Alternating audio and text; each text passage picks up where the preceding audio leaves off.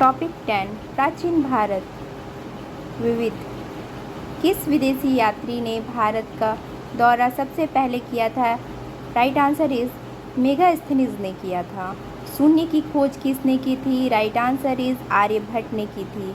महापाषाण संस्कृत 1500 ईसा पूर्व से 1000 ईसा पूर्व हमें दक्षिण भारत के उस ऐतिहासिक युग से परिचित कराती है जब महापाषाण काल में उपयोग में लाए जाते थे।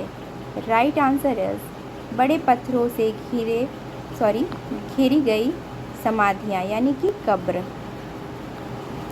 किस पुस्तक का 15 भारतीय और 40 विदेशी भाषाओं में अनुवाद किया जा चुका है? Right answer is Panchatantra.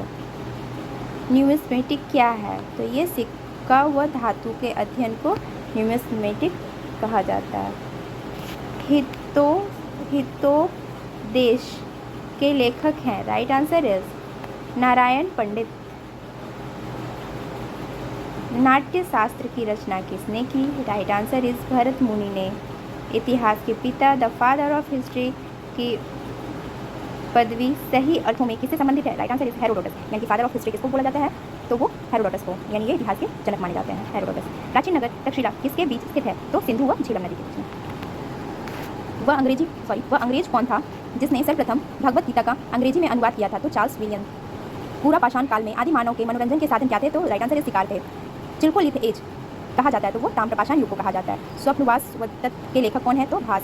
Nalanda विश्वविद्यालय किस लिए विश्व प्रसिद्ध था? राइट आंसर इज तर्कशास्त्र के लिए। उस स्रोत का नाम बताइए जो प्राचीन भारत के व्यापारिक मार्गों पर मौन है? Right answer is Milind पन्हो।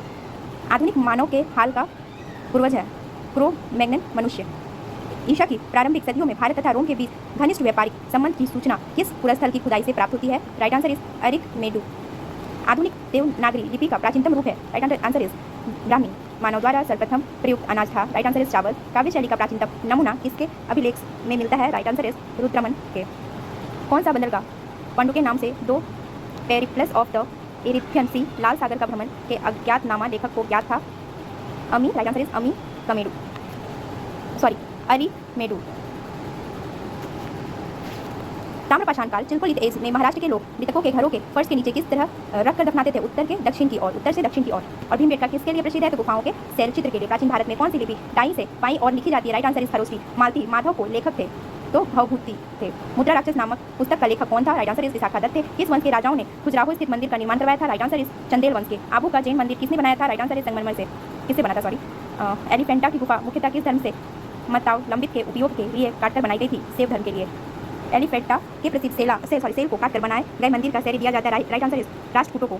Ajanta और एलोरा की गुफाएं किस नगर में स्थित है? तो राइट आंसर इज औरंगाबाद में। कोणार्क का सूर्य मंदिर किसने बनवाया था? Right answer is Narsingh Dev Varman ने बनवाया था। किस मंदिर को काला पेगोड़ा के नाम से जाना जाता है? इसका राइट आंसर हो जाएगा कोणार्क का सूर्य मंदिर। Thank you for watching this video.